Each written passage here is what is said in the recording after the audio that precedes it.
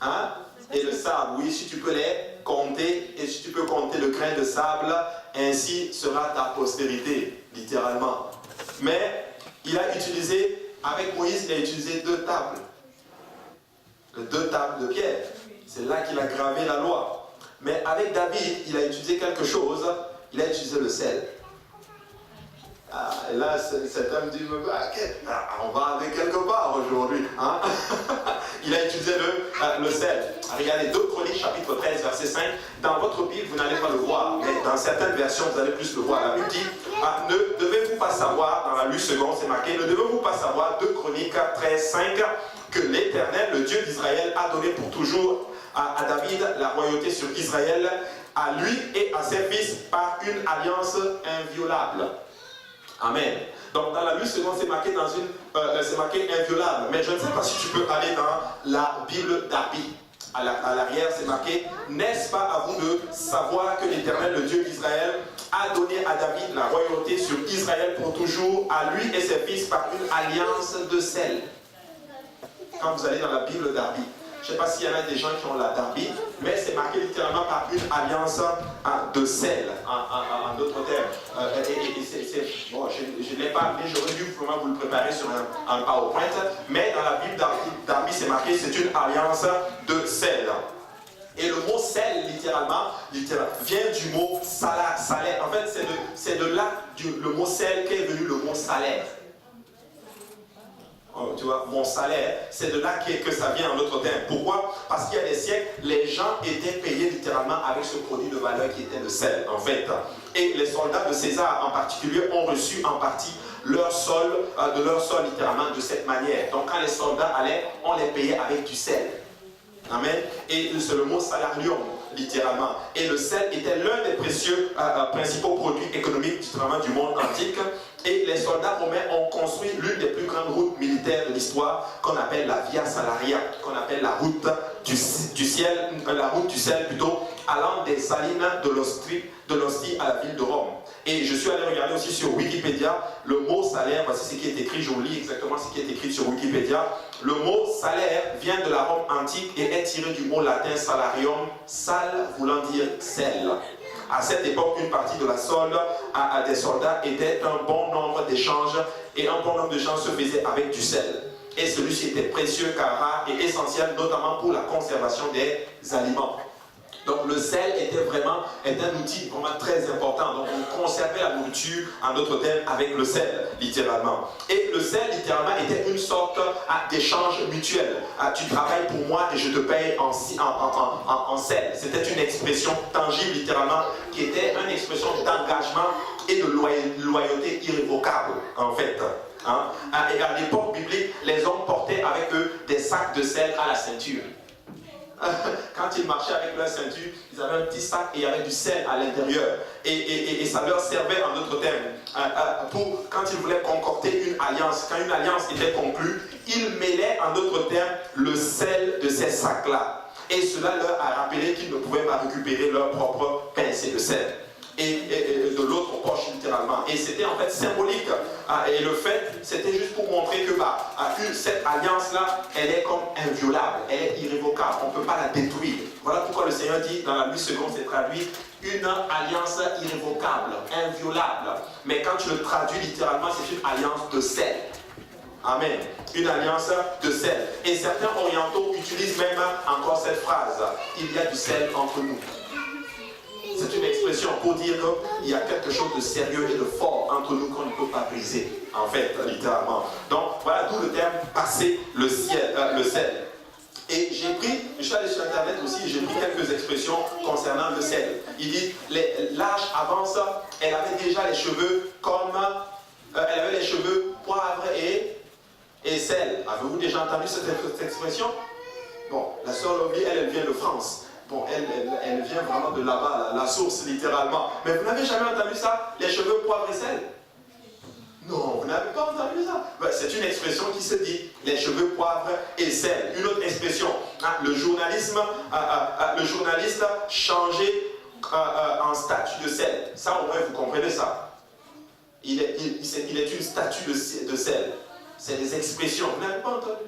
Bon, ça vient de la femme de Lot, mais on va en parler d'elle aussi. On va parler d'elle tantôt. Cette femme solitaire vivait heureuse, entourée de ses chats, qu'elle appelait le sel de sa vie. C'est des expressions, j'ai juste copié et puis j'ai collé sur mon texte. Regardez, la réflexion de Paul est fine comme du gros sel. Ce sont des expressions, justement. Regarde, quel talent à son discours improvisé ne manquait pas de sel. Ça, vous avez déjà entendu cela, littéralement. Ou bien, c'est marqué, le repas était délicieux. J'en conviens, mais la note était salée. Là, ça vous a... vous comprenez cela. Donc, il y a plusieurs expressions comme ça. Regardez un autre. Il est incorrigible. Il a fallu qu'il mette son grain de sel dans la conversation. Hein? On le dit souvent. Dans cette pièce, plutôt non, celle-là est un peu trop compliquée. Elle dit, entrez, nous partagerons et le sel.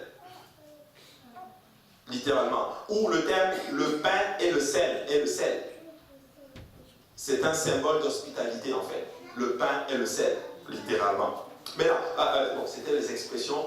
Maintenant, cette alliance irrévocable sur laquelle le Seigneur a concordé, en d'autres termes, avec David, le Seigneur était en train de nous montrer à quel point elle sera irrévocable. Elle ne peut pas être brisée. Et en fait, je pense que vous voyez dans quelle direction je suis en train d'aller aujourd'hui. C'est juste pour vous montrer que l'alliance que nous avons avec le Seigneur, elle ne peut pas être brisée.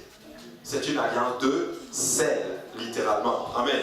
Maintenant, quand nous rentrons maintenant dans la parole du Seigneur, nous voyons littéralement le passage que nous avons lu littéralement, 2 Chroniques chapitre 13 verset 5. Ne devez-vous pas savoir que l'Éternel, le Dieu d'Israël, vous a donné pour toujours à David la royauté sur Israël, à lui et à ses fils, par une alliance inviolable. Donc comme dans certaines versions, une alliance de sel. Et ça c'est une histoire littéralement qui montre Abijah, le roi Abijah qui était roi de Juda et qui devait faire la guerre contre Jéroboam, qui était le roi d'Israël à l'époque. Vous savez que Israël s'est scindé en d'autres termes en deux. Bon, malheureusement, ils se sont mis en guerre, les deux frères n'étaient pas contents. Mais là, pour aller dans le texte, on va lire, en fait, je veux juste que vous compreniez un peu le contexte de l'histoire. Et nous allons lire, et vous allez comprendre littéralement ce que le Seigneur est en train de montrer dans ce passage. 2 Chroniques, chapitre 13, et nous allons lire à partir du verset 1. 2 Chroniques, chapitre 13, à partir du verset 1. Désolé, ma Bible me fait défaut. Donc c'est marqué, la 18e année du règne de Jéroboam, Abijah régna sur Juda. Il régna 3 ans à Jérusalem. Sa mère s'appelait Mikaja, fille d'Uriel et de Gidéa.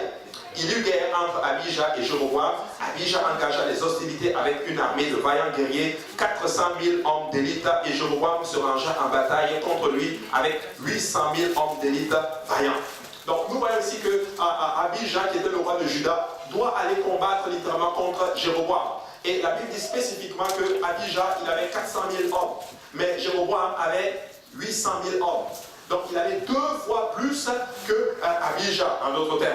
Mais là, qu'Abijah. Mais Abijah était un homme pieux, c'était un homme qui servait littéralement le Seigneur. Il avait 2 fois moins que Jéroboam. Maintenant, regardez ce qu'il dit.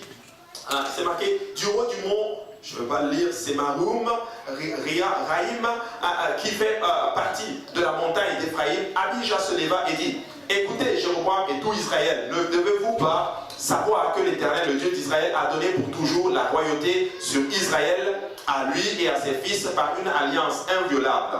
Mais Jéroboam, fils de Nébat, serviteur de Salomon, fils de David, s'est levé et s'est révolté contre son maître. Des gens de rien, des hommes pervers se sont rassemblés auprès de lui et l'ont emporté sur Roboam, fils de Salomon.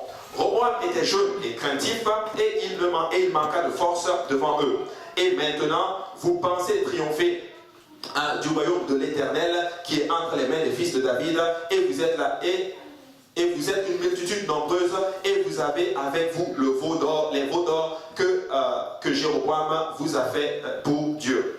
Et là, il se tient là, il doit combattre, et là, Abijah va juste commencer à prêcher spécifiquement. Il va commencer à dire à Jéroboam, écoute Jéroboam, nous avons une alliance de sel, en fait, une alliance qu'on ne peut pas violer. Nous avons l'alliance que Dieu a concoctée avec David.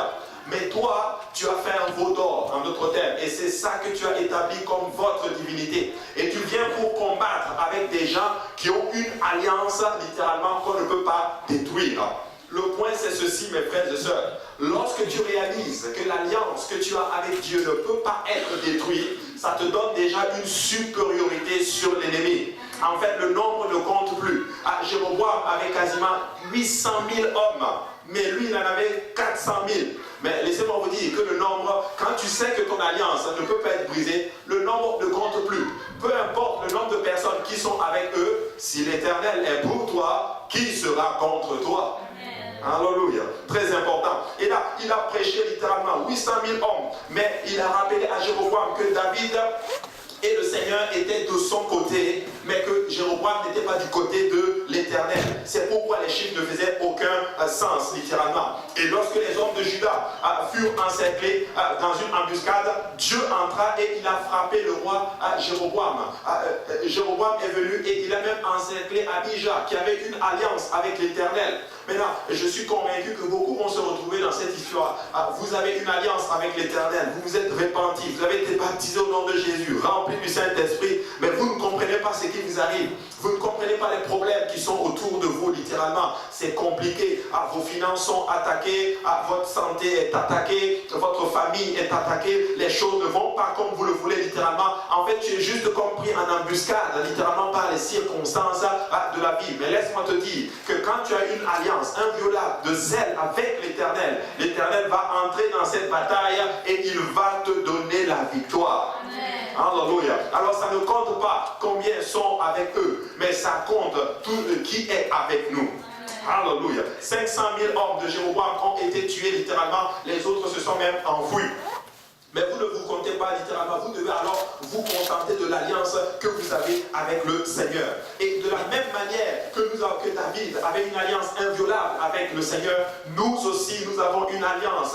Dès le moment que nous avons obéi à l'évangile, notre alliance elle est solide. Je suis là pour dire encore au peuple de Dieu, pensez à cette alliance que nous avons à concocter avec le Seigneur. Rien ne peut la détruire. Et laissez-moi vous dire qu'il ne va jamais nous abandonner. Le sel qui devait, plutôt, de la même manière, si un pacte ou un traité était violé à l'époque de la Bible, il était courant que les personnes incriminées fassent saliver leur terre ou leur ville afin de ruiner le sol et d'en altérer la productivité. Donc quand ils allaient faire la guerre contre un peuple, ils prenaient le sable littéralement et ils salivaient tout le sol littéralement par le sel. Pour dire ceci, le sel qui est censé être une bénédiction devient une malédiction en d'autres termes pour le peuple qui était vaincu. Et le sel, littéralement, était donc, en fait, c'était, si vous voulez, ça ne fait pas penser à Jésus-Christ. En fait, il était aussi un rocher de scandale. Il est une bénédiction pour d'autres, en même temps, malheureusement, une malédiction aussi pour d'autres.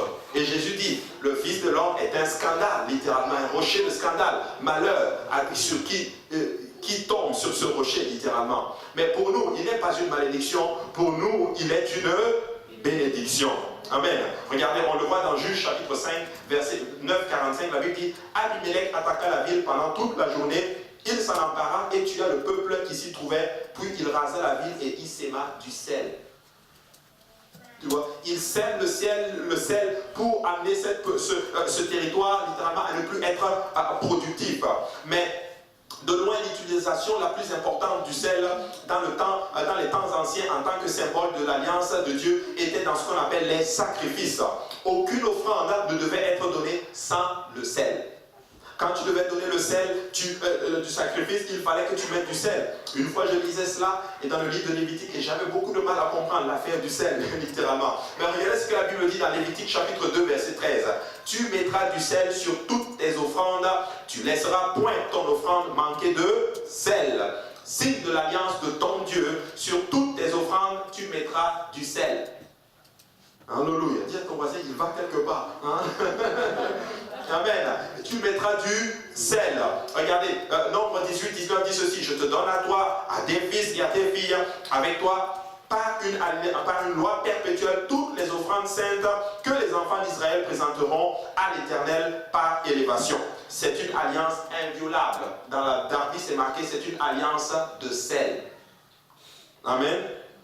Et à perpétuité devant l'Éternel pour toi et pour ta postérité, littéralement. Maintenant, ça c'était dans l'Ancien Testament et nous voyons en d'autres termes l'importance du sel. Maintenant, le parallèle dans le Nouveau Testament est assez aussi évident. En tant que peuple de Dieu, en tant qu'enfant de Dieu, nous avons une alliance irrévocable avec le Seigneur, lui, mais aussi avec les autres. Le corps du Christ, les autres, les gens dans même, pas seulement le corps du Christ, mais les gens aussi à l'extérieur. Ainsi, lorsque nous nous réunissons pour adorer littéralement, nous devons arriver à une place où nous faisons tout ceci pour toucher le Seigneur, mais aussi toucher les autres à travers notre adoration. Tu sais, le sel permet la conservation des aliments. Au Moyen-Âge, c'était le principal moyen de conservation de la viande et même du poisson. Et aujourd'hui encore, dans certaines régions africaines dépourvues d'appareils frigorifiques, ils utilisent ce qu'on appelle le sel pour conserver la viande et même le poisson. Tout comme les consommateurs des pays dits développés trouvent dans le commerce des produits salés, littéralement. Et en cuisine, bon, tout le monde sait qu'on utilise le sel. Maintenant, lorsque vous vous êtes marié, est-ce qu'il y a des gens mariés ici? Alléluia. Lorsque vous vous êtes marié, vous avez dit pour le meilleur et pour le pire, dans la santé et dans la maladie, dans la richesse comme dans la pauvreté, pour le meilleur et pour le pire. En fait, quasiment, on va résumer cela comme cela. C'est ce que vous avez dit. En fait, vous avez fait ce qu'on appelle une promesse, littéralement. Vous êtes en train de dire à l'autre personne, je vais tenir ma promesse, qu'importe si toi tu la tiennes ou pas. Amen. C'est ce que ça veut dire spécifiquement. Je vais tenir ma promesse.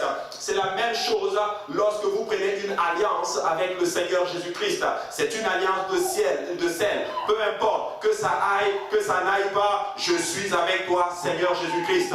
Et le peuple de Dieu doit arriver à cette place. Oh, que ça aille, que ça ne va pas comme je le veux. Jésus, nous sommes comme cela. Jésus, nous sommes comme cela. Peu importe comment qu'il fasse beau ou qu'il ne fasse pas beau, Jésus, nous sommes comme cela. Nous venons dans ta maison. Il fait froid, mais vous voici dans la maison du Seigneur. Je vais être honnête avec vous, je m'attendais à avoir moins de personnes, mais béni soit le nom du Seigneur, il y a plus de personnes, et je sais que même si la température descend, on ne va pas dire augmenter, descend encore, on va être encore plus nombreux littéralement, et l'ennemi saura que non, cette alliance, elle est irrévocable.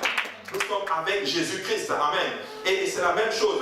Donc, Jésus a fait référence à cette alliance de sel à plusieurs reprises et il nous a donné ce qu'on appelle des puissantes vérités sur notre relation avec Dieu, les uns avec les autres. Matthieu 5, 13 dit ceci, vous êtes le sel de la terre. Mais si le sel perd sa saveur, avec quoi la lui rendra-t-on? Il ne sert qu'à être jeté dehors et foulé aux pieds par les hommes.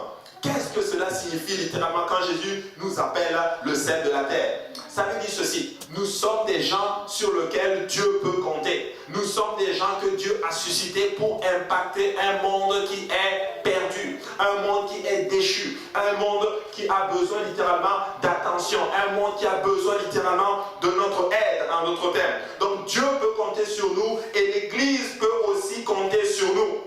Quand Dieu dit que tu es le sel de la terre, il est en train de dire, ok, toi je peux compter sur toi et mon épouse peut aussi compter sur toi. L'épouse qui est l'Église en d'autres termes. Amen. Donc c'est le défi de notre époque. Nous avons eu privilège et privilège. Qui ici n'a pas eu le privilège? Certains d'entre vous, on vous a porté pour venir dans la maison du Seigneur. Certains d'entre vous, on a jeûné pour vous. Certains d'entre vous, on a prié pour vous. Qui ici, écoutez, si vous êtes là, quelqu'un a prié pour vous, quelqu'un a mis un prix, quelqu'un vous a appelé, quelqu'un a fait quelque chose pour que tu puisses être là. Donc il y a un privilège dont tu as bénéficié. Alors c'est le temps pour nous maintenant, après avoir reçu privilège et privilège, d'être maintenant le sel, littéralement, et d'impacter quelqu'un d'autre. Dis à ton voisin, nous allons impacter le monde entier. Alléluia. Alors nous ne devons pas perdre nos saveurs, littéralement. Nous devons utiliser ces bénédictions pour donner une saveur au monde. Maintenant, si nous ne le faisons pas, nous sommes bons à rien. C'est ce que Jésus est en train de dire. C'est ce qui est écrit, n'est-ce pas?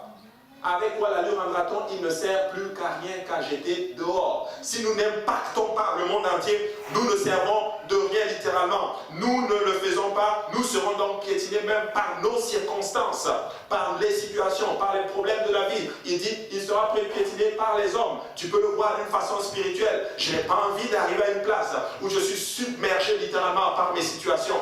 Oui, j'ai des moments où je suis arrivé, j'en parlais à ma femme, je dis, chérie, je suis submergé, je ne comprends plus, ça dépasse là. Mais je suis là pour déclarer, écoutez, nous sommes le sel de la terre, alléluia. Nous ne sommes pas submergés par nos circonstances, c'est nous qui allons surplomber nos circonstances. Écoutez, c'est le temps pour nous de dire à Dieu, moi je vais impacter quelqu'un. Je veux toucher quelqu'un. Moi je prie chaque année, je veux que le Seigneur m'utilise à gagner au moins une âme pour lui. Écoute, si chaque année tu gagnes une âme à Jésus-Christ, en 10 ans ça fait 10 personnes que tu as gagné à Jésus-Christ. Hein? Alors nous pouvons impacter littéralement. Si nous ne le faisons pas, nous sommes un échec en tant que chrétiens. Littéralement, nous ne sommes pas des échecs, littéralement. Mais en tant que chrétiens, c'est le temps pour nous d'impacter littéralement les gens autour de nous. Parce que nous sommes le sel de la terre. Le sel assaisonne la nourriture. Le sel apporte sa touche, littéralement. Quand il n'y a pas le sel, tout est fade. Mais Dieu dit que toi, tu es le sel de la terre, littéralement. Et si tu n'impactes pas, Jésus dit que tu ne sers absolument à rien. Regardez. Marc 9, 49, car tout homme sera salé de feu. Hein? Le sel est une bonne chose, mais si le sel devient sans saveur, avec quoi l'assaisonnerez-vous? Ayez du sel en vous-même, hein, et soyez en paix les uns avec les autres. Chaque sacrifice était offert avec du sel, et chaque sacrifice était aussi brûlé au feu. C'est le principe des temps anciens, à savoir le sel et le feu, littéralement. Ce sont des partenaires, si on peut le dire ainsi. Qu'est-ce que je suis en train d'enseigner aujourd'hui pour dire à ce beau peuple, cette belle congrégation qui est devant moi, que si nous devenons salés, Dieu va envoyer le feu du réveil littéralement sur la nation. Amen. Oui, c'est le temps pour nous d'être salés. Dis à ton voisin, nous allons être salés. Alléluia. Ils sont partenaires littéralement. Et si nous, en tant qu'Église, nous devons saler dans ce monde, Dieu va répondre à ce qu'on appelle un feu de réveil. 2 Chroniques chapitre 7, versets 13 et 14 dit ceci. Quand je fermerai le ciel et qu'il n'y aura point de pluie, quand j'ordonnerai aux sauterelles de consumer le pays, quand j'enverrai la peste parmi mon peuple. Hein? Il dit quand lui, Dieu, enverra la peste dans son peuple. Mes frères et sœurs, certains problèmes qui nous arrivent, c'est Dieu lui-même qui est derrière ceci. Certains problèmes arrivent, oui, parce que tu es juste un être humain sur la face de la terre. Les problèmes arrivent à tout le monde. Certains autres problèmes arrivent parce que le diable est bien contre toi. Mais certains autres problèmes arrivent parce que l'Éternel des armées est le pilote derrière, qui veut t'amener à un autre niveau. Il dit, quand bien même j'enverrai, littéralement, question, alors, quand bien même j'enverrai la peste parmi mon peuple. Maintenant, il dit ceci, si mon peuple, sur qui est invoqué mon nom, s'humilie. Alléluia. Dieu dit que si lui-même envoie les problèmes contre toi et que tu t'humilies, déjà tu bouges sa main. Écoute, Dieu, oh, alléluia. Man, je m'en voulais un peu lundi de n'avoir pas un peu réagi. Quand on a commencé à parler littéralement des obstacles à la grandeur, littéralement. Certains ont dit la peur, certains ont dit le ceci, et certains ont dit l'orgueil. Hein? Et sur le coup, Dieu m'a donné quelque chose dans la parole du Seigneur. C'est 1 Pierre 5,5 ou quelque chose comme ça, si tu peux l'afficher. Regardez ce qu'il dit. C'est fort. Je crois que c'est 1 Pierre 5,5. C'était ça ou c'était ça? Le Seigneur est bon. Voilà, il dit, de même, vous qui êtes jeunes, soyez soumis aux anciens. Hein? Et tout, dans vos rapports mutuels, revêtez-vous d'humilité, car Dieu résiste aux orgueilleux, mais il fait grâce aux humbles. Qu'est-ce qui vous frappe dans ce verset? La soumission, l'humilité, hein? L'orgueil, hein? La résistance. Il dit dans tous vos rapports mutuels. Dans vos rapports mutuels, la grâce. Bon, je pensais que chacun allait voir. Bon, moi, oui, Clémence? Jeune. Hein? Jeune. Jeune, voilà, c'est ça qui a frappé mon esprit. Il parle aux jeunes. Parce qu'il dit, de même vous qui êtes jeunes. Donc le problème des jeunes, c'est ça, l'orgueil. C'est ça le problème. Il dit, humiliez-vous. Il dit ceci, tu sais, le diable sait cela. Pourquoi c'est ceci? Parce que les jeunes sont forts. ils sont puissants, ils sont intelligents, ils connaissent les choses de la page, littéralement, et ils pensent qu'ils sont autosuffisants. Et ils ne veulent plus s'appuyer littéralement sur les anciens, littéralement. Mais il dit, vous, donc jeunes qui êtes, soyez soumis aux anciens. Hein? Il dit, et tous dans vos rapports mutuels, répétez-vous d'humilité. Écoute, Dieu dit dans nos Chroniques 7.14 que si moi j'envoie la peste, les problèmes, hein, mais si mon peuple s'humilie, écoute-moi bien, l'humilité, c'est comme ça que tu gagnes la faveur de Dieu. Même si tu es toi-même fautif de ce qui t'arrive, si tu t'humilies devant Dieu, Dieu va te faire grâce. Et écoute, tu peux avoir raison, tu as tout fait, c'est toi qui as raison, mais ton attitude orgueilleuse littéralement va faire que Dieu ne va pas prendre ton parti. Mais si tu marches dans l'humilité, même si tu as commis une erreur et que tu marches humblement devant le Seigneur, Dieu va te faire grâce. Hein? C'est ce qu'il est en train de dire spécifiquement. Il dit ceci, s'humilie, première chose, tu sais, c'est bon de s'humilier, mais il ne faut pas s'humilier seulement, il faut aussi prier. Il dit s'humilie et prie. Écoute, quand tu cumules ces choses-là ensemble, l'humilité et la prière, oh hallelujah, tu deviens juste une bombe de feu. Tu deviens juste terrible pour l'ennemi. Et l'ennemi a bien peur de toi, littéralement. Il ne veut juste pas que tu t'humilies et que tu pries. Tu sais, l'humilité, c'est très très très dur. Hein? C'est très subtil. Quand tu penses que tu l'as, en fait, tu ne l'as pas. Mais si nous nous humilions devant la main puissante de Dieu et que nous reconnaissons qui nous sommes, je ne suis rien, Dieu est tout. Nous ne sommes rien, mais Dieu est tout. Nous sommes incapables, mais Dieu est capable. Nous sommes faibles, mais Dieu est fort. Nous sommes impuissants, mais Dieu est puissant. Nous sommes faibles, mais Dieu est fort. Lorsque nous reconnaissons ceci littéralement, alors nous marchons dans l'humilité, peuple de Dieu. Et si nous combinons cela maintenant avec la prière, laissez-moi vous dire que Dieu va faire de grandes choses. Écoute, la prière c'est important. La prière, c'est la respiration même de l'être spirituel qui est né. Cet être spirituel qui est né de nouveau, qui s'est répandu, baptisé au nom de Jésus, rempli du Saint-Esprit, doit prier littéralement pour être fort dans le Seigneur. Écoute, si tu pries, tu ne vas jamais rétrograder. Ah oui. Si tu pries, je vous assure, tu vas... Écoute, et maintenant, si tu pries, tu vas devenir humble. Parce que quand tu pries, Dieu va te dire que ce que tu fais n'est pas bien. Tu peux être sûr d'une chose. Quand tu vas en prière, Dieu va te pointer quelque chose. Mon ami, ça, là, il faut que tu coupes ça. C'est vrai. Hein? Il dit, s'humilie, prie. Mais pas juste prier. Hein? Pas donner des paroles juste vaines. Mais prier en cherchant sa face. Hein? Beaucoup de chrétiens aiment la main de papa. Papa, donne-moi, papa, donne-moi, papa, donne-moi. Mais ils n'aiment pas le visage de papa. Est-ce que papa est content? Hein? Est-ce que papa est content? J'ai connu ces moments où je priais, c'était juste moi. Seigneur, bénis-moi. Seigneur, touche-moi. Seigneur, couvre-moi. Seigneur, augmente mes finances. Seigneur, fais ceci. Et jusqu'à ce que le Seigneur me dise, mais c'est juste toi, toi, toi et toi. Qu'en est-il des autres? Hein? Cherche la face. Qu'est-ce que Dieu veut que nous cherchons dans la prière? Dieu aime beaucoup les âmes. Quand tu pries pour les autres, quand tu pries, Seigneur, touche mon frère. Seigneur, fais ton réveil. Seigneur, change. Seigneur, apporte-nous. Oui, je ne dis pas qu'il ne faut pas prier les uns pour les autres. Non, c'est pour soi-même. Non, ce n'est pas de ça que je parle. Mais nous devons apprendre à regarder quelle est la volonté du Seigneur. Dieu aime beaucoup les âmes perdues. Quand tu pries pour gagner une âme, Dieu est content. Écoute, si tu veux savoir si tu es dans la volonté du Seigneur, c'est quand tu pries que Dieu te met à cœur de toucher une âme, te met à cœur d'appeler une âme pour prendre soin de cette âme, te met à cœur d'aller évangéliser. Tu peux être sûr que c'est du Seigneur. Ce n'est pas du diable.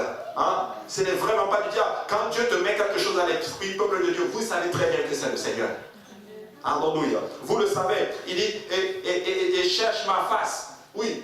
Ensuite, se détourne de ses mauvaises voies. C'est pas une chose. Oh non, j'ai prié. Tu t'es humilié, c'est bien. Tu as prié, c'est bon. Tu as cherché la volonté du Seigneur, la face du Seigneur, c'est bon. Mais aussi te détourner de nos mauvaises voies. Nous avons des mauvaises voies. Oui, nous avons des mauvaises voies. Nous devons nous en détourner. Je l'ai exaucé. Dieu dit, je vais l'exaucer des cieux. Maintenant, il y en a qui disent, oh mais pasteur, pour moi je prie, mais je ne sais pas si Dieu m'exauce ou pas. Mais voici, Dieu donne la clé. Humilité, prière, chercher la face, c'est détourner de ses mauvaises voies. Dieu dit, non, toi je vais t'exaucer. Toi je t'exauce des cieux. Je t'exauce des cieux. Il dit aussi, je je lui pardonnerai son péché et je guérirai son pays. Donc je ne sais pas combien de nations il y a ici littéralement, mais laisse-moi te dire que la guérison de ta nation repose entre tes mains. Alléluia. Alors qui va m'aider aujourd'hui? Nous allons prier, nous allons être humbles, nous allons chercher la face du Seigneur, nous allons nous détourner de nos mauvaises voies et Dieu va opérer de grands miracles à travers nous. Maintenant, pouvez-vous savoir ce qui se passe réellement dans ces passages, littéralement? Le peuple de Dieu était vraiment dans une situation terrible, littéralement. Et Dieu lui-même, des fois, permet à certains problèmes d'arriver dans nos vies. Personnellement, j'ai déjà ressenti des cas où je sais que c'était Dieu qui était derrière cette affaire. Lui-même, il était vraiment, vraiment derrière. Et tu le sais, là, tu sais que c'est le Seigneur. Mais la pire des choses que tu pourrais faire, c'est de dire, non, mais moi ça m'arrive, toutes ces choses, et tu deviens orgueilleux. Mais si tu dis, Seigneur, bon, moi-même je sais, et que toi-même tu sais, nous, toi et moi, on est d'accord que je suis fautif. Mais pour me sortir de ce trou, il n'y a encore que toi. Laisse-moi te dire que Dieu va te sortir de ce trou. Il va te faire grâce et il va même te bénir en dessus de ceci. Alléluia. Alors, Marc 9,50 dit ceci. Le sel est une bonne chose, mais si le sel devient sans saveur, avec quoi l'assaisonnerez-vous?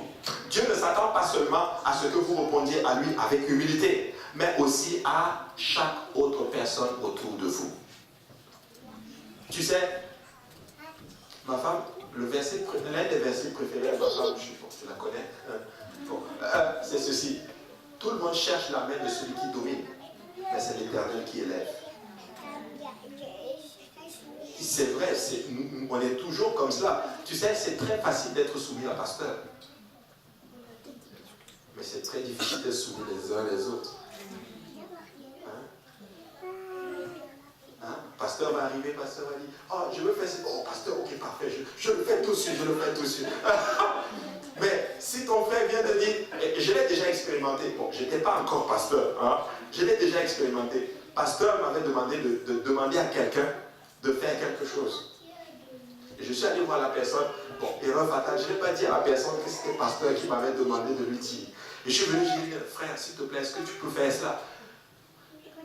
C'était dur. Après, j'ai dit non, c'est le pasteur qui a dit de te dire, ah ok, d'accord, c'est bon, je le fais. Qu'est-ce que c'est cette affaire? Qu'est-ce que ça va prendre comme poids devant le Seigneur?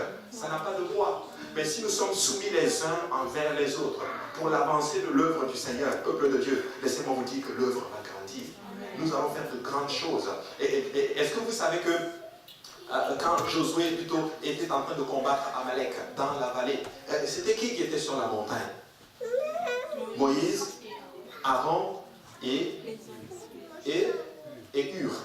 C'était les trois qui étaient en haut. Et regardez, la Bible dit que Moïse a commencé à prier. Et quand il levait les mains, Josué était vainqueur. En passant, Josué, il représente les jeunes ici. Il était fort, puissant, intelligent. Mais laissez-moi vous dire que la victoire ne dépendait pas de lui. Ça dépendait de l'homme de Dieu qui était sur la montagne, les anciens. Et là, il est fatigué. La Bible dit, Aaron et Hur, ils ont pris littéralement une pierre. Ils sont venus poser et Moïse s'est assis dessus et ils ont levé les mains du dirigeant. Écoute-moi bien. Je suis convaincu que Aaron et Hur avaient des divergences entre eux.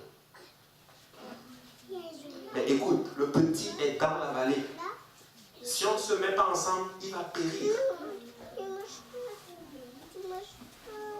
Donc, Aaron, Hur, oublie tes affaires de qui a nettoyé quoi, qui n'a pas nettoyé. Ah non, tu as dit ceci, je n'ai pas aimé. En passant, hier, quand on a donné le sacrifice, moi je devais prendre la cuisse et toi tu as pris ceci. Mon ami, oublie ça.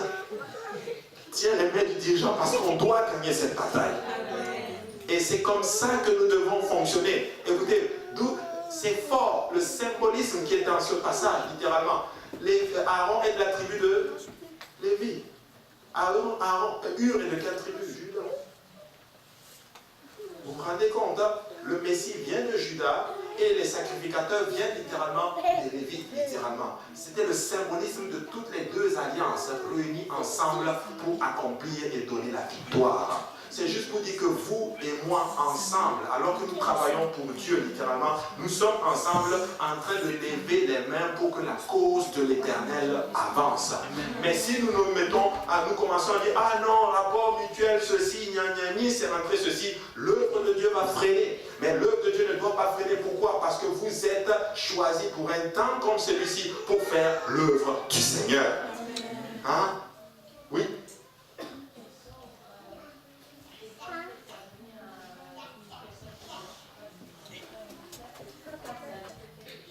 Ouais.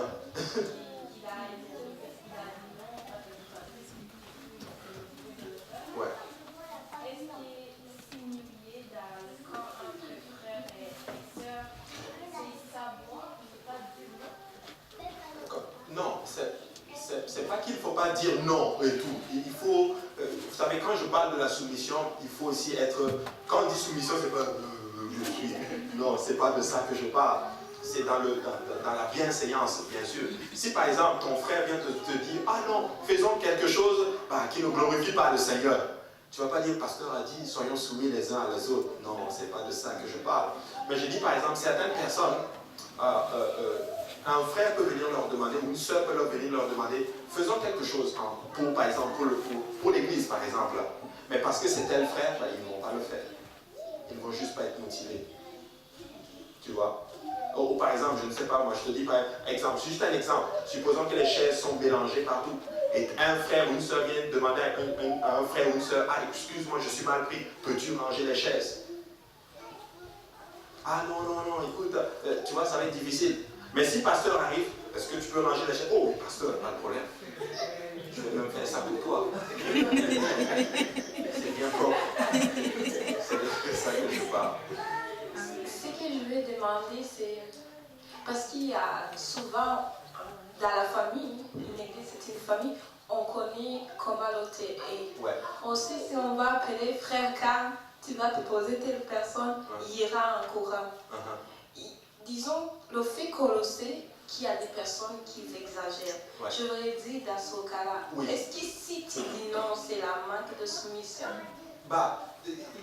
Il faut toujours peser le pour et le contre, tu vois. Il faut toujours t'amener à cette... Moi, c'est comme ça que je suis arrivé au point, c'est ceci. Dans ma tête, c'est ceci. C'est que, ok, si je suis capable de dire oui au pasteur pour la chose, pourquoi je ne lui dirai pas non? Écoute, si la personne abuse de toi, c'est pas grave. Mais Dieu va toujours... C'est lui qui compte. C'est Dieu. Dieu sait comment il va faire. C'était quoi le symbole de Issachar? C'était un âne. La tribu d'Issachar, c'était l'âne. Et l'âne, c'est un animal qu'on utilise beaucoup. Mais quand tu regardes bien, Issachar, c'était une belle tribu. Des fois, tu vas avoir l'impression qu'on abuse trop de toi. Je vais être honnête avec toi, moi aussi, j'ai pensé trop de ça. On abuse de toi. Mais tu sais quoi, c'est Dieu qui va nous récompenser. Si tu l'as fait avec l'intention de glorifier le Seigneur te le rendra. Il va te le rendre. Mais alors, de la même occasion, on ne faut pas non plus abuser des gens. C'est pas ça le but non plus.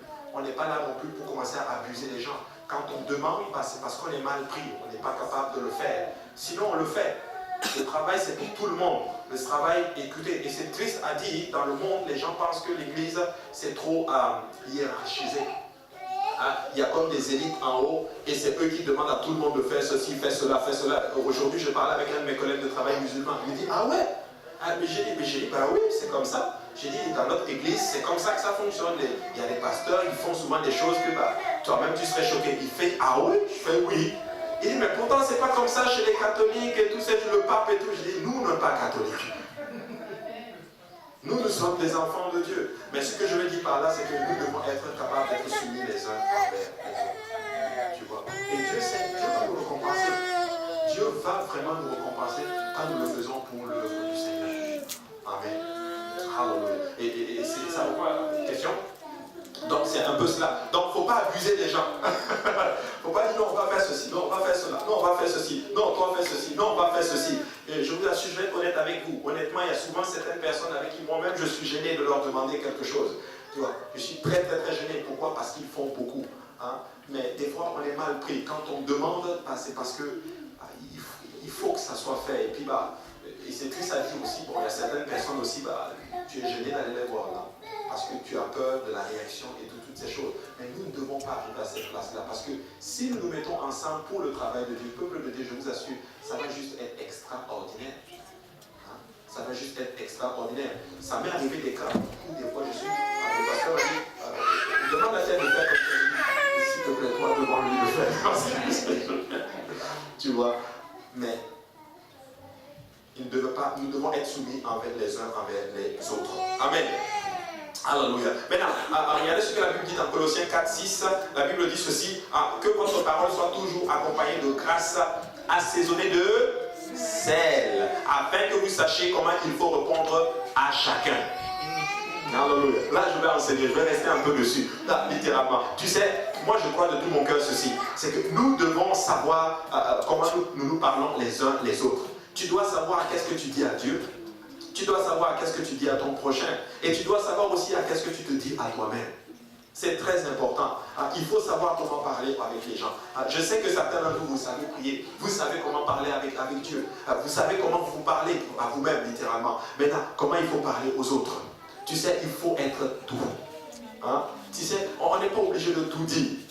On n'est pas obligé de tout frapper littéralement, mais la façon dont nous apportons, et j'en parlais, je pense que j'étais avec une soeur, on était chez nous, et je sais que certains d'entre nous venons d'un environnement où on a appris à être vraiment très tough, très dur, et c'est important, mais quand nous venons dans la maison du Seigneur, vous savez, une parole douce, ça peut calmer une personne. Une parole douce, ça peut guérir une personne. Donc nous devons apprendre à assaisonner littéralement nos paroles. Nous devons apprendre littéralement à savoir comment on se parle les uns envers les autres. Amen. Vous vous imaginez si j'arrive et dis, hey, toi là, Emmanuela, viens ici. Elle va dire, ok. Tu peux être sûr que dimanche, je ne vais même pas la voir. Elle va me texter, elle va me dire, pasteur, je suis un peu fatigué aujourd'hui, là, je ne suis pas là, je ne vais pas être là. Non. Mais j'ai dit, sœur Manuela, pardon, viens un peu, maman. Viens un peu, maman. Elle va venir. Pourquoi? Parce que je sais comment parler littéralement. Mais des fois, on est dur les uns envers les autres. On est dit, oh non, toi, elle a fait ceci. Ou bien des fois, tu as même besoin d'un service. S'il te plaît, prends ça. Écoutez, je pensais à cela. Certains d'entre vous ici, vous venez de certaines familles très riches. Quand vous étiez chez vous, là, on faisait tout pour vous. Et je pensais à ça aujourd'hui quand je conduisais. J'ai dit, mais Seigneur, lui t'étais le Seigneur. Tu arrives dans une église et tu t'humilies. Certains d'entre vous, là, écoutez, au pays, là, à la maison, là, on avait tout. Tout. Mais c'est à cause du Seigneur. C'est à cause de Jésus-Christ, du sacrifice qu'il a donné à la croix. Nous devons apprendre à s'humilier et à être humbles les uns envers les autres. Il faut savoir comment parler. Amen. Donc, assaisonnons nos paroles avec du sel. Et notre langage, c'est la façon la plus tangible d'être salé envers d'autres personnes. Et lorsque du sel est ajouté à nos relations les uns avec les autres, il les purifie. Vous ne pouvez pas parler du mal de quelqu'un quand il y a du sel entre vous. Amen. Aujourd'hui, la plupart des chrétiens ne sont pas, malheureusement, le sel de la terre. Et nous pouvons le dire de la façon dont ils parlent de leur église. Alléluia. Écoute, moi je ne trouve pas ça normal. Toi, tu viens à une église, mais tu vas dehors, tu parles avec les gens. Non, cette église-là, je vais à cette église-là, ils ne sont même pas gentils. Regarde, j'étais même assis, on ne m'a même pas apporté de l'eau. Cette église-là, cette église, écoute, non, c'est l'église de Jésus-Christ, c'est là que tu vas. C'est là que tu manges spirituellement. Pourquoi tu vas parler mal de l'église de Dieu? Pourquoi tu vas parler mal du corps du Christ, de l'épouse du Christ? Écoutez, ça ne fait même pas de sens. Ma femme est là. Vous vous imaginez, je sors dehors et je vais m'asseoir et je parle mal de ma femme. Ça ne fait même pas de sens. La Bible dit, on est une seule chair. C'est comme si je suis en train de parler mal de moi-même. Donc quand tu parles mal de l'église, tu parles mal de toi-même. Parce que tu fais partie du corps du Christ. Nous ne devons pas parler mal de... Écoutez, est-ce que c'est parfait dans la maison de Dieu? Non. Est-ce qu'on s'offense des fois? Oui. Est-ce qu'on se piétine des fois le pied? Oui. Est-ce qu'on fait des choses qui ne sont pas bien? Oui. Mais c'est la maison de Dieu. Qui ici, vous êtes tous, si vous êtes là, c'est que vous avez une famille. Est-ce qu'il y a toujours des problèmes de famille? Est-ce qu'un bon matin, tu t'es levé et tu dis que moi, je quitte cette famille? Non.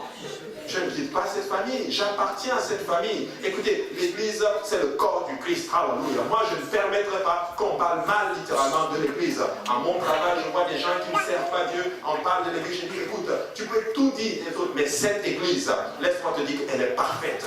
C'est le corps du Christ. Je suis heureux quand je vais dans la maison de Dieu. Mes enfants aiment l'église, ma femme aime l'église. Je suis heureux littéralement. Mes frères sont... Et je leur dis, tu sais, cette église, vous dites que non, les églises sont vides. Mais moi, mon église, laisse-moi te dire, elle n'est pas vide. Il y a des ingénieurs, des médecins. Alléluia, ils ont des études. Ils sont intelligents, ils sont brillants. Ils donnent pour la cause de Dieu. Et quand tu dis, alléluia, quand tu convoques une réunion, ils sont tous là. Laisse-moi te dire que eux là, c'est juste, laisse-les tranquilles. C'est le corps du Christ, littéralement. Et nous devons apprendre à être comme ça. Et comme ça, nous allons impacter littéralement le monde autour de nous. La manière dont ils parlent de leur pasteur.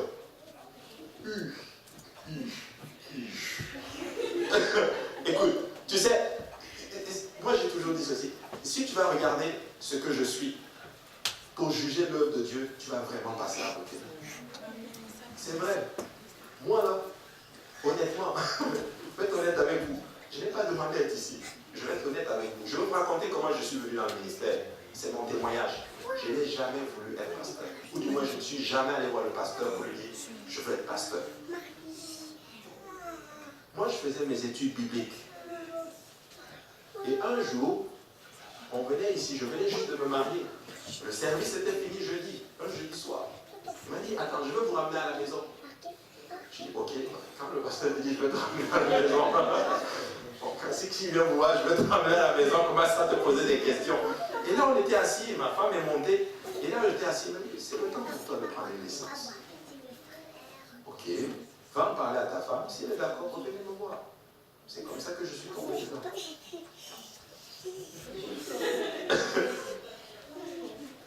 Que je suis rentré dans le ministère, je suis devenu, et que j'ai pu parler. Mais si tu vas regarder à mes performances pour juger l'œuvre de Dieu, tu vas vraiment passer à côté. Amen. Parce que c'est Dieu qui appelle. C'est Dieu qui équipe littéralement. Mais écoutez, nous ne devons pas parler mal de nos dirigeants. C'est difficile pour moi de dire ça. Mais oui, moi aussi j'ai un pasteur. Hein? Je ne parle pas mal, je refuse qu'on parle mal de mon pasteur. Une fois quand je travaillais littéralement à Laval, il y avait un monsieur à l'époque, un collègue de travail, et c'est quelqu'un qui blague beaucoup. Il blague beaucoup et ses blagues deviennent même obscènes littéralement des fois. Et des fois on parlait, et à un moment donné on parlait, je parlais de l'église, je parlais de tout, et à un moment donné il a commencé à tomber dans les blagues littéralement, même de mon pasteur littéralement, de son épouse, et ça commençait à devenir un peu obscène. Et il a fait ça une fois, je suis allé m'asseoir et il y avait un pincement à moi. Et une autre fois il l'a fait encore. Et ce coup-ci, je me suis dit, je suis allé m'asseoir, je me suis dit, ce coup-ci je ne permets pas ça. Je suis allé le voir, je lui ai dit, écoute, c'est la dernière fois que tu parles mal de mon pasteur. Et depuis ce jour, nos rapports se sont complètement détruits. Non, je ne mange pas les papiers. Amen. Ne fais pas ça. Ne touche pas à celui-là que Dieu a mis dans ma vie pour veiller sur mon âme. Il prie pour moi, il veille, il prêche là, il cherche la parole de Dieu et il vient prêcher pour que mon âme puisse être bénie. Alors je ne vais pas permettre qu'on parle mal de l'homme de Dieu que le Seigneur a mis dans ma vie. Amen. Tu sais, c'est les gens littéralement qui sont jaloux qui vont attaquer le berger. Caïn a attaqué le berger. Amen. C'est vrai. Donc nous devons être salés. Et ainsi, quand ils voient que tu respectes l'autorité, laisse-moi te dire qu'ils vont faire attention et ils vont aussi être impactés. Des fois, nous pensons, oh, on va les offenser. Non, écoute, si tu le fais, Dieu va te bénir. Je ne suis pas en train de dire littéralement, je sais que c'est un message qu'on n'enseigne plus de nos jours, mais laisse-moi te dire que c'est important. Et quand tu fais ça, Dieu honore ceci et Dieu va te bénir. Tu ne peux pas honorer le leadership et puis Dieu va te laisser tomber. Impossible. Je l'ai expérimenté dans ma vie, ça marche. Est-ce qu'il est parfait le pasteur? Non, il n'est pas parfait. Mais quand tu fais ça, tu es en train de dire ceci, Seigneur, je reconnais l'apostolat que tu as mis sur l'homme de Dieu. Ça n'a rien à voir avec lui, mais ça a tout à voir avec Dieu. Amen. Très important. De la façon dont ils parlent de leurs dirigeants, mais aussi de la façon dont ils parlent de leurs frères et sœurs. Tel frère, oh my God, tu as vu? Non. Écoute, moi dans mon église, il y a un frère là. Non. Écoute, c'est ton frère, c'est ta soeur. Pourquoi tu vas faire ceci? Pourquoi tu vas parler de lui? Écoute, c'est comme si, moi j'ai un principe, je ne vais pas permettre, même si mon frère ou ma soeur a tort, je vais te défendre contre un enfant de Dieu, contre un enfant du monde. On va régler les affaires entre nous. Mais il faut vous défendre. Jésus a dit ceci, aimez-vous les uns les autres, car c'est à cela qu'on reconnaîtra que vous êtes mes disciples. Aimez-vous les uns les autres d'un ardent amour. Protégez-vous les uns les autres, frères et sœurs. Ne permettez pas littéralement qu'on vienne littéralement vous mettre, vous bourrer la tête avec des choses, et sûrement peut-être qu'ils sont même mensongers. Oui, selon nous, oui, vas-y, selon nous. Parce que nous avions l'esprit, nous formons le corps de Christ parce que nous avions l'esprit. Oui. Je n'ai pas bien compris cela. Oui, la Bible dit que nous avons été baptisés par un seul esprit pour former un seul corps. Tu vois? Donc, l'esprit de Dieu qui habite en nous, bah, c'est cet esprit qui, en d'autres termes, c'est comme, regarde, toi, ton corps est animé par ton esprit. Donc, c'est la même chose. Le corps du Christ, pour tous les chrétiens, est animé par son esprit, par le Saint-Esprit. La seconde question, c'est tantôt ce que vous venez de dire. Si par exemple je suis avec Jessica et que là on aborde quelqu'un qui est dehors, qui n'a pas encore obéi à l'évangile, là on veut gagner la personne à Dieu, mais elle a dit quelque chose, c'était pas peut-être. Ben, les deux sont en train de parler, ça se trouve que lui aussi il connaît une partie, quelques notions sur la Bible, mais ils sont en train de tirailler sur quelque chose, mais l'autre a vraiment raison. Ce que lui dit plus, c'est vraiment ça qui est dans la Bible. Est-ce que je dois soutenir Jessica juste parce qu'elle a obéi à l'évangile, ou bien je dois juste défendre la vérité, dire en réalité c'est ça? Ça dépend de comment tu le fais. Ah, ça dépend vraiment de comment tu le fais. Le but, c'est pas non. D'abord, comment vous vous retrouvez d'ailleurs à être tiraillé? C'est ça la chose. Vous ne devez, quand vous évangélisez, vous devez être en accord. Hein? Vous devez être en accord. Vous devez arriver à une place, si un parle, on le laisse parler. Ça ouvre une porte à quelque chose que j'allais dire aussi. Il y en a quand les deux évangélisent, l'autre veut montrer qu'il a plus de connaissances que l'autre. Non, on veut gagner l'âme seulement. Hein? On veut juste gagner l'âme. Mais si l'autre a raison, ça dépend de comment tu approches la chose, en fait, en d'autres termes. Donc, on peut défendre la vérité tout en protégeant littéralement l'autre. Et c'est ce que Jésus faisait en d'autres termes. Tu vois? Donc, c'est un peu cela. Gloire à Dieu. Donc, tout est dans l'approche. Amen. Donc, nous devons faire attention. Regardez, Genèse chapitre 19, verset 26, la Bible dit, la femme de Lot regarda en arrière et elle devint une statue de sel. Maintenant, regardez ce que Luc 17, 32 dit ceci. Souvenez-vous de la femme de Lot. Celui qui cherchera à sauver sa vie la perdra. Et celui qui la perdra la retrouvera. Après cet événement tragique, l'expression un pilier de sel a littéralement signifié un monument de la désobéissance. L'épouse de Lot a été transformée en un pilier de sel et de la même manière que les villes anciennes étaient dévastées, le sel qui devait être une bénédiction est devenu ce qu'on appelle une malédiction. Mais vous avez réalisé quelque chose, c'est que la femme de Lot a péri, malheureusement, elle est devenue une statue de sel. Mais son mari, Lot, partageait ce qu'on appelle une grande partie de la responsabilité. Il était, je pense, même responsable de ce qui est arrivé à sa femme. Les anges de Dieu ont dit à Lot, sors, va vers la montagne pour sauver ta vie. Mais Lot, lui, il a dit, laisse-moi juste aller à ce qu'on appelle Assoar, à la petite ville. Laisse-moi aller, en d'autres termes, là-bas. Qu'a-t-il fait? Il a prié pour un endroit plus facile. Il a prié littéralement pour un endroit de confort. Et c'est la place où certains d'entre nous veulent arriver, la place de confort. Écoute, si tu ne sors pas de ta zone de confort, tu ne peux pas aller dans ce qu'on appelle la bénédiction. Écoute, pour aller de l'inconfort, plutôt du statu quo vers la bénédiction, ça prend de sortir de ce qu'on appelle la zone de confort. Soar veut dire petit, facile. Non, je veux aller là. va sur la montagne, dans la montagne, ce que l'ange a dit en d'autres termes. Mais non, moi je vais là. Ok, parfait. Écoute ceci.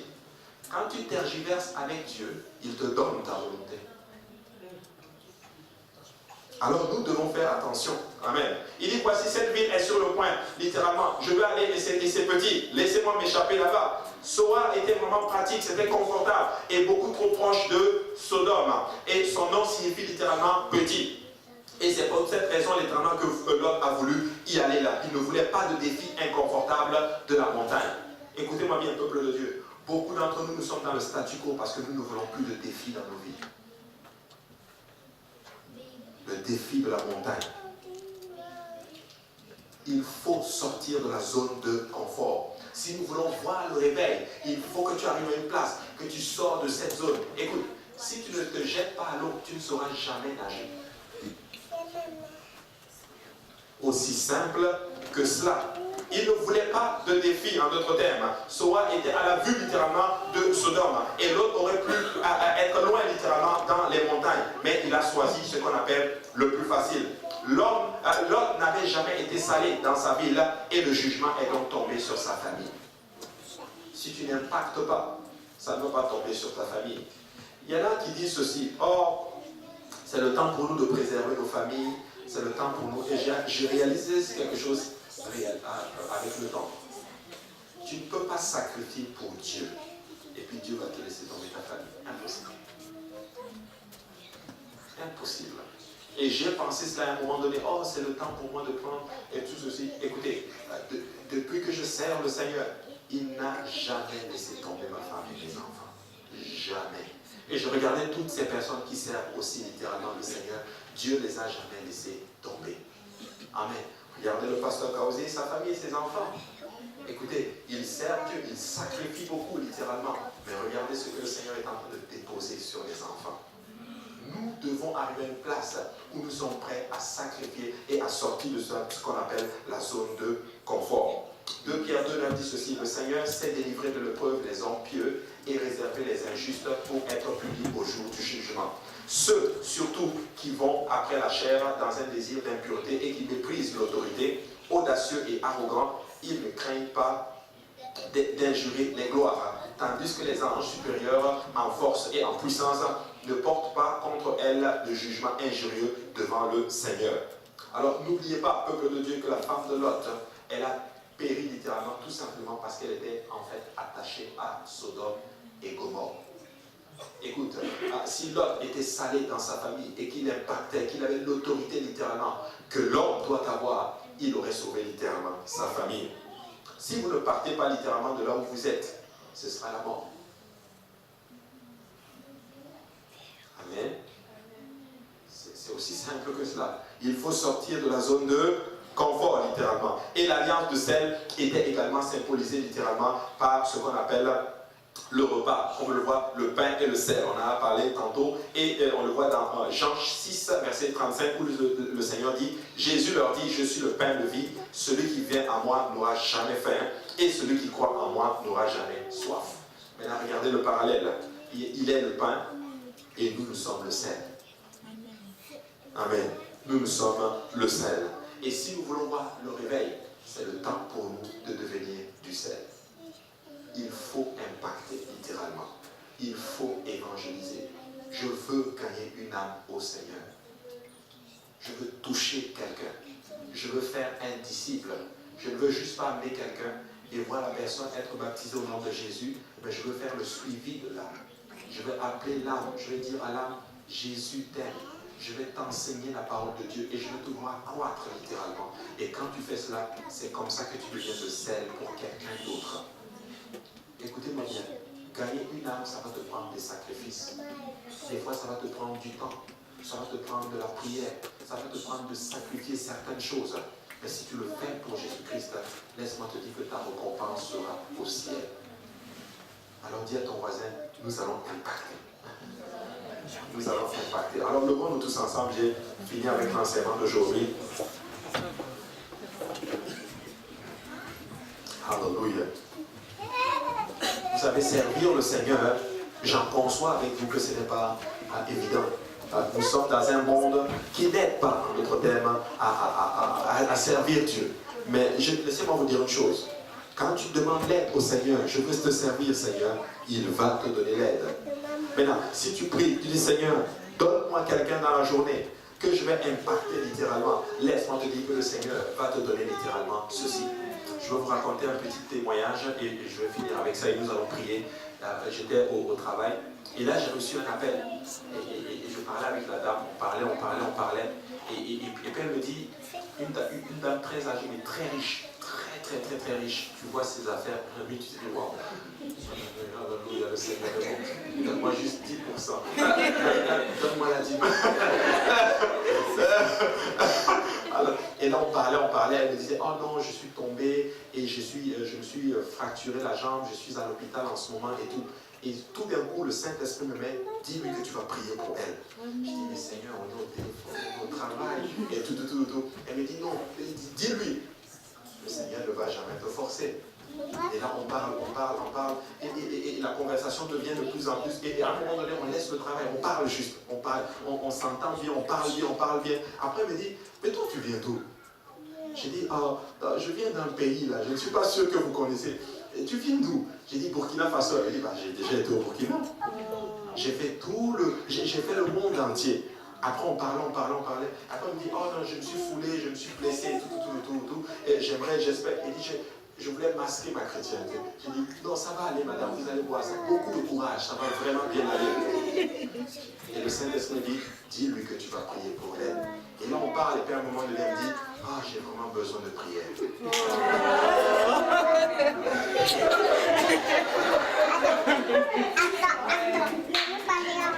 Alors je lui dis, madame, je suis pasteur. Je veux prier pour vous. Elle me dit, ah ouais, tu es pasteur? Mais c'est drôle ça, tu es pasteur? Elle me dit, moi je suis catholique, mais j'accepte tout quand même, j'accepte tout. Écoutez, on a bien parlé, et à la fin, je lui dis, tu sais, il ne faut pas cacher sa chrétienté. Amen. Pourquoi je vous raconte ce témoignage? Juste pour vous dire que même les pasteurs, eux aussi, des fois, ils font face au même défi que vous, littéralement. Alors, nous voulons impacter le monde entier.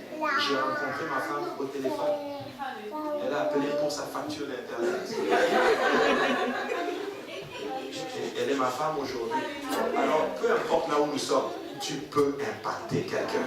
Tu peux toucher quelqu'un. Est-ce que c'est à l'école là? Touche la personne. Je vais t'inviter à l'église. La personne à côté de toi, ok, je vais venir te prendre, je vais t'amener à l'église, je vais prendre soin de toi. Tu vas voir. La personne vient à l'église, tu vas voir, cette église, c'est la meilleure église.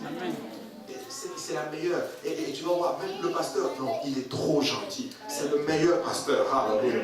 Bon, même si c'est le meilleur pasteur. Alléluia. Et alors, si quelqu'un dit, oh non, viens. En passant, je vais même te montrer les lieux. Regarde, ici, ça c'est les toilettes. Ici, tu vas voir, ici, voici le programme de l'église. Et tu vas voir, dimanche, lundi, il y a une étude biblique ici. Donc, cette étude biblique-là, tu ne peux même pas la manquer. C'est la meilleure étude biblique. Et mardi, oh là, nous sommes évangélisés. Je vous dis, tu dois venir à l'évangélisation. Jeudi, alors là, c'est là même qu'on sert le steak. Si tu ne peux pas venir, je vais même venir te chercher. Et même si tu n'as pas de voiture, je peux venir, on va prendre le bus ensemble. Je vais venir dans la maison du Seigneur. Et le dimanche, et si tu veux, on a 2 services. Il y a le service le matin, et si tu manques le matin, je sais que tu ne vas pas manquer le matin. Alléluia. Tu peux venir le soir, et je sais que toi, tu aimes tellement Dieu que tu vas faire même les 2. Alléluia. Mais nous voulons impacter.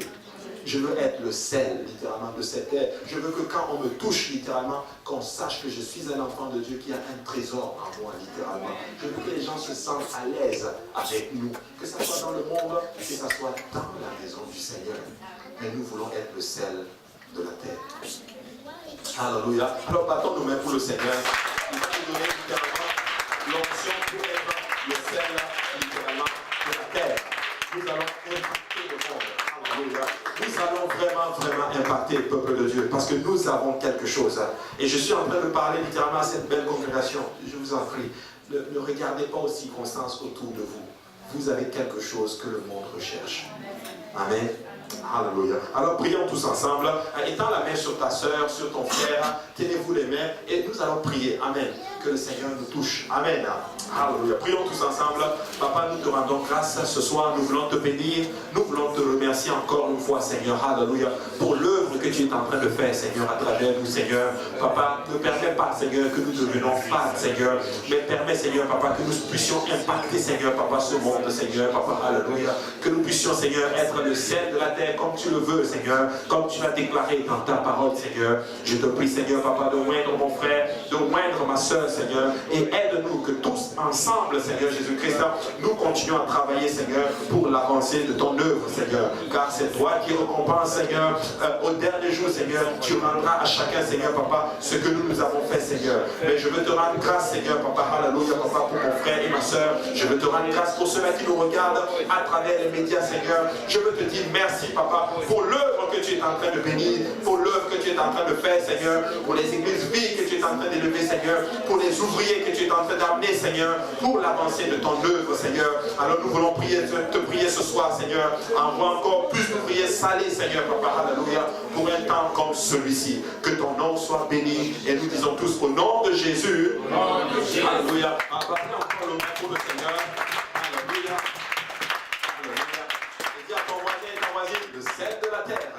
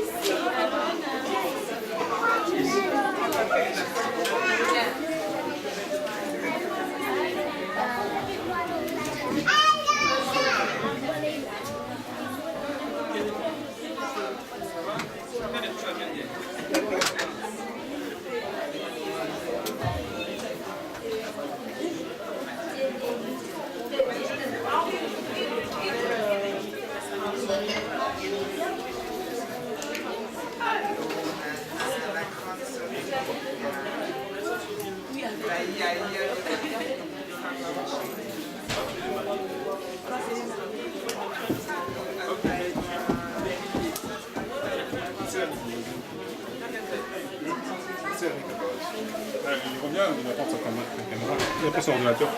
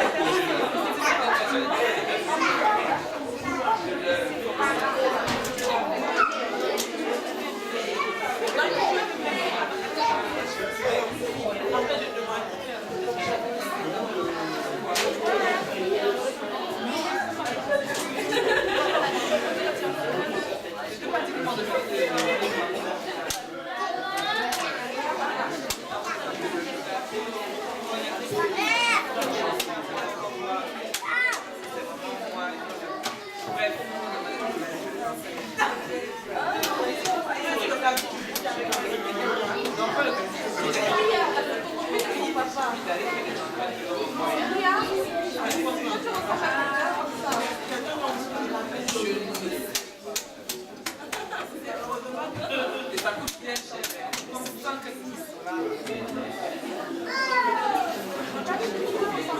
Alors,